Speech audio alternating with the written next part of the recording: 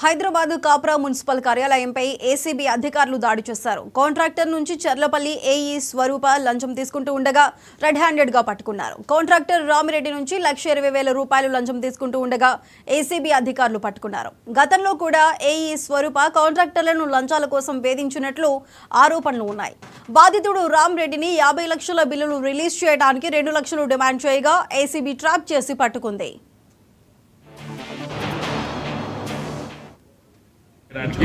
అతనికి contract tender ద్వారా వచ్చింది. దాదాపు 28 లక్షల రూపాయలు విలువ చేసే కాంట్రాక్ట్, 28 లక్షల చీలలు. దాన్ని అతను ఆల్మోస్ట్ కంప్లీట్ చేశాడు. చేసిన తర్వాత దానికి బిల్స్ కూడా ఇక్కడి నుంచి వేయడం జరిగింది. కానీ పార్ట్లో వేశారు. అంటే ఒక పార్ట్ 26 లక్షల రూపాయలకు ఒక బిల్లు ఎంబీస్ అవన్నీ రాసేసి 26 లక్షల రూపాయల బిల్లుని శాంక్షన్ చేయడం జరిగింది. మిగతాది 2.5 లక్షల రూపాయలు అట్లాగే పెండింగ్ పెట్టారు.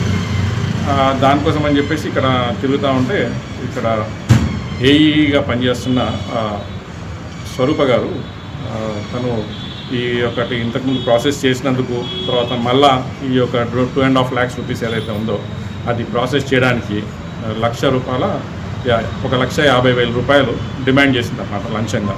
అట్లయితేనే ఇక మిగతా 2.5 లక్షల రూపాయలది నేను ప్రాసెస్ చేసి ఫార్వర్డ్ చేస్తాను, లేకపోతే చేయను అని చెప్పేసి చెప్తే అతను విధిలేక మా దగ్గర అప్రోచ్ చేయడం జరిగింది.